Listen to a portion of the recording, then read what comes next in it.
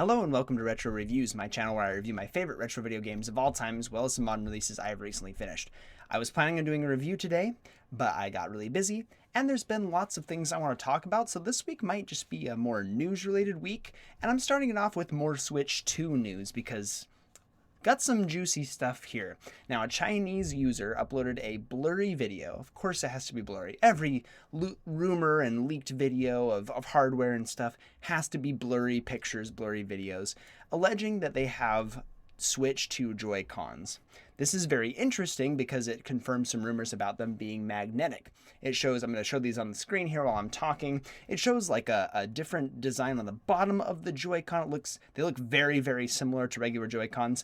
I'd wager if this isn't correct, these are actually like prototype versions of the Joy-Con that will be introduced with the Switch 2, so I would expect there to be some credence here. It looks like it's different design on the bottom, and it looks like it has latches on the inside of each, or the back side of each part of the controller that releases the magnets on the inside. So I was wondering how this would work with the, like, keeping them magnetized to the side of the Switch and just popping them off. But it makes sense if like the magnets are like pushed forward and that's how they suction onto the Joy-Cons, and then you release them by hitting the Switch. Maybe it kills the magnetic the flow, or it just pulls them back. Maybe that's all it is. It's just a mechanical thing.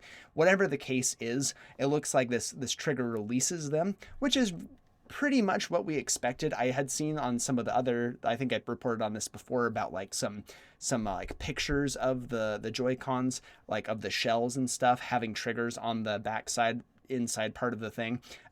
This makes sense. This is what we've seen before. So that might be the release mechanism. Instead of having that little button at the top of the Joy-Con like we have with the regular Switch, pulling them off, it's this little latch, which I think is much better. I think the little button is not very good. I think that contributes to how easy or poorly they slide out of the tracks as it stands. So I think this is probably going to be better. A little latch mechanism seems like a better option, but it looks really good. The user also talks about, if I didn't mention this before, Chinese user Billy is the name, alleges that the production of the Switch as well, for the Switch 2, it will not be enough to release in March, as has been previously alleged by some other leaks I covered recently. So they're saying that production does not line up with a March release and that it should release in the summer sometime. So like I said previously in my last one, I'm like, if they're going to do a March release, they have to announce it now and they have to have the production ready to go.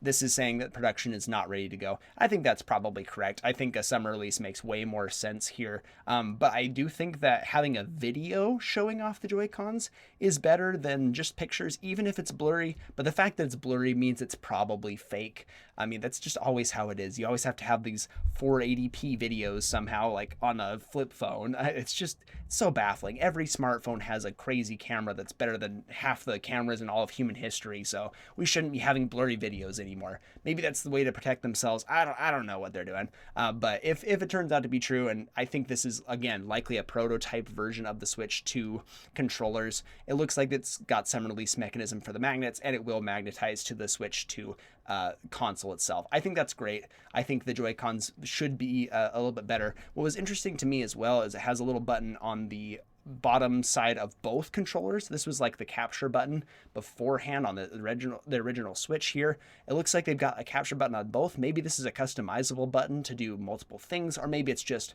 now I can do a capture on either side, just what's more convenient. I don't know. Maybe it's new functionality. I'd like to know what that little extra button is, because I think that was the only other discrepancy I noticed on this one. But otherwise it just looks like another Joy-Con. It looks like it's maybe going to be a little more comfortable, maybe more ergonomic. And then it's going to magnetize the Switch. Let me know in the comment section down below what you think. This is going to be a little bit of a short video. Thank you so much for watching, and I'll see you in the next one.